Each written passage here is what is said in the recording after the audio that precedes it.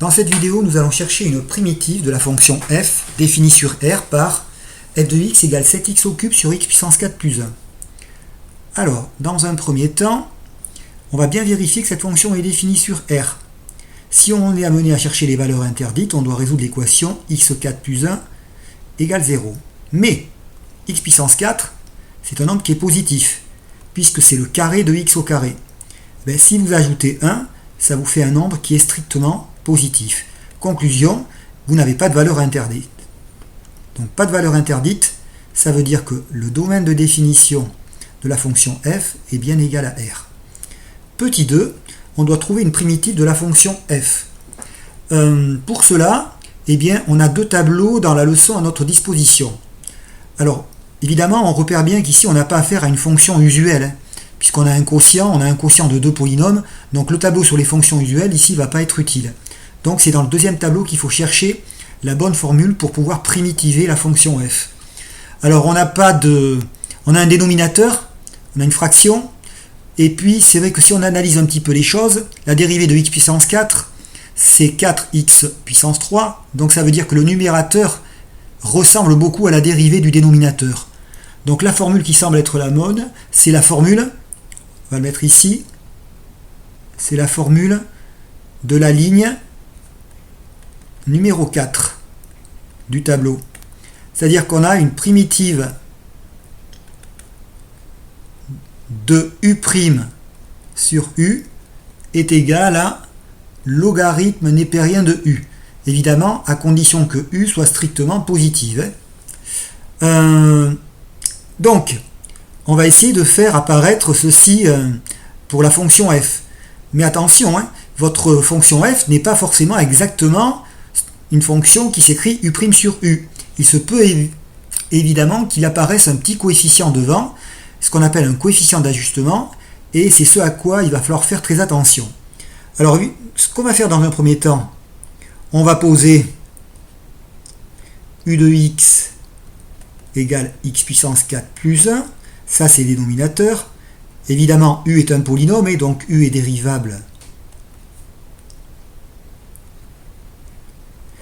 U est dérivable sur R, voilà. Alors vous savez bien que à ce moment-là, u' de x, c'est 4x puissance 3.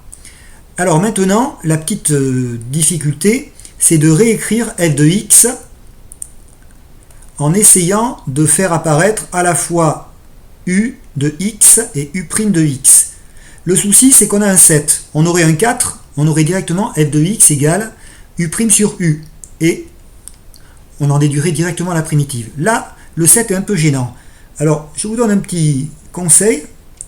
Vous écrivez la fonction sous la forme 7 fois x au cube sur x puissance 4 plus 1. Puisque le 7 est gênant, on le met devant comme ça en facteur. Et donc maintenant, ce qui serait intéressant, c'est de faire apparaître u' de x. Donc là, en utilisant une autre couleur, il nous manque le 4. Le 4, on va le rajouter de force au numérateur. Donc ça va faire 4x au cube. Mais évidemment, si on fait que cette manipulation, ça n'est plus la même fonction. Et donc on va avoir tout faux. On ne va pas tomber sur la bonne primitive à la fin de la résolution. Donc on ne doit pas changer la fonction. Ça signifie qu'ayant multiplié au numérateur par 4, on multiplie aussi au dénominateur par 4. Alors, là, ça commence un petit peu à être intéressant. Tout simplement parce que on peut écrire cette fonction sous la forme 7 quarts que multiplie 4x au cube divisé par x puissance 4 plus 1. Et ce qui est intéressant, c'est qu'ici, vous avez exactement quelque chose qui s'écrit u' de x sur u de x. Donc la fonction petit f, on arrive à la transformer sous la forme 7 quarts fois u' de x sur u de x. Voilà, donc maintenant vous avez fait apparaître la formule du tableau numéro 2. Une primitive de cette fonction va être égale à ln de u. N'oubliez pas que u est strictement positive, ici ça a été dit en petit 1. Et alors par contre, il ne faudra pas oublier de multiplier cette primitive par le coefficient d'ajustement, coefficient multiplicateur 7 quarts. Donc c'est vrai que la difficulté, c'est d'arriver à bien trouver ce coefficient-là qui va apparaître aussi dans le résultat final pour la primitive.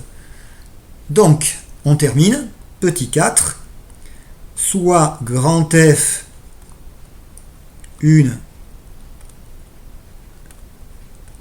primitive de petit f sur grand R, alors, qu'est-ce qu'on va avoir?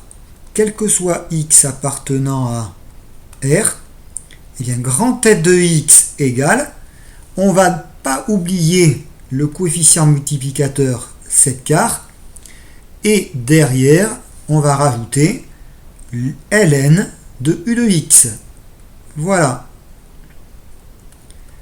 Alors, il n'y a plus qu'à remplacer u de x par la formule adéquate, c'est-à-dire x puissance 4 plus 1. Évidemment, ça marche parce que x puissance 4 plus 1 est strictement positif. Voilà. Et donc, vous avez terminé, vous avez trouvé une primitive de votre fonction petit f du départ.